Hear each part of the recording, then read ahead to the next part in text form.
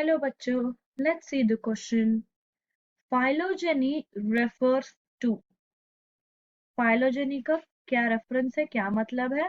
Option 1 natural classification, evolutionary classification, evolutionary history, origin of algae. तो की concept में बच्चों हम देखेंगे what does this phylogeny mean. तो फाइलोजेनी टर्म इसका मतलब होता है किसी भी चीज का एवोल्यूशनरी हिस्ट्री जो होता है वो. एवोल्यूशनरी हिस्ट्री मतलब एवोल्यूशनरी डिटेल्स, उनका जो एंसेस्टर है पर्टिकुलर इंडिविजुअल का, तो वो एंसेस्ट्री जो डिफाइन करता है उसको हम कहेंगे फाइलोजेनी.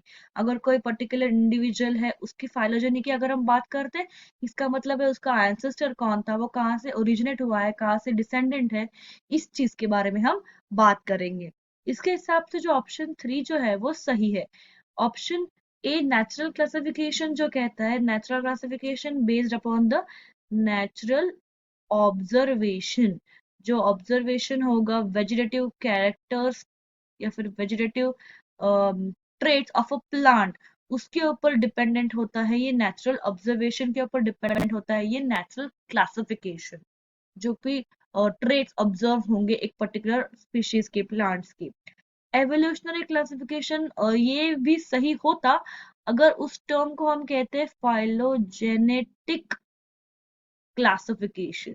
तो अगर क्वेश्चन में ऐसा होता कि व्हाट इज फाइलोजेनेटिक क्लासिफिकेशन, तो ये एवोल्यूशनरी क्लासिफिकेशन सही होता. बट यहाँ पे सिर्फ फाइलोजेनी की बात है, इसलिए एवोल्यूशनरी हिस्ट्री की बात जो है वो सही है. इसलिए हम ऑप्शन 1 एंड 2 को एलिमिनेट करेंगे. ओरिजिन ऑफ algae साइनोबैक्टीरिया से हुआ था, यहाँ पे इसका कोई भी रिलेवेंस नहीं है. इसलिए ऑप्शन बी एंड सी में ज्यादातर कंफ्यूजन होने की चांसेस है. अगर फाइलोजेनेटिक क्लासिफिकेशन होता तब ऑप्शन बी सही होता.